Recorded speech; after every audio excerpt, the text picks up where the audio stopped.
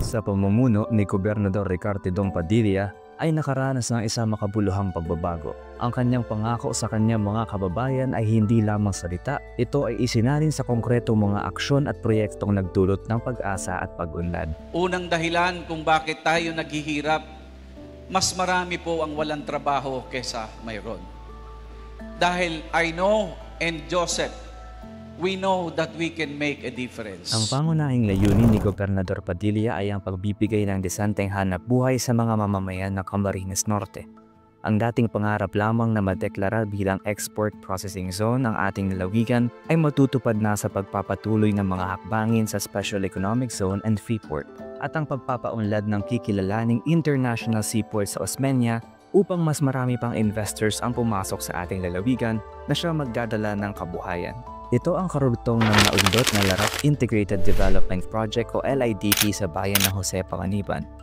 Dito rin ilalaan ng Francisco Motors ang kanilang investment na nagkakahalagang 52.5 billion pesos na mula sa PEZA, nagagawa at magpapatakbo ng mga e-jeepneys at iba pang kabuhayan.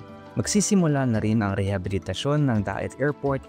Inilunsad din ng pamahalaang panlalawigan ang iba't ibang programa at proyekto na lahat ay matagumpay na naisakatuparan. Kabilang dito ang Magnacron o LEO, Sustainable Livelihood Program with DSWD, Dole Tupad, Assistance and Support to Gender and Development Program, pamimigay ng mga biik, 12.5 million dairy farms for Kanapawan Farmers Cooperative, Succeed Livelihood for the PWDs at Bangkako Gawako.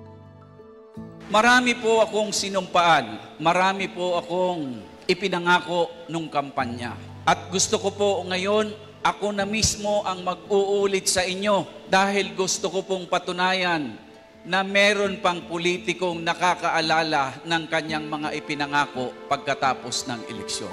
Ang mga proyektong ito na naisakatuparan sa ilalim ng pamumuno ni Gobernador Padilla ay nagpapakita ng kanyang dedikasyon sa pag-unlad ng Camarines Norte at sa pagpapabuti ng buhay ng kanyang mga kababayan. Sa Administrasyong Padilla Escucha, may direksyon ang probinsya.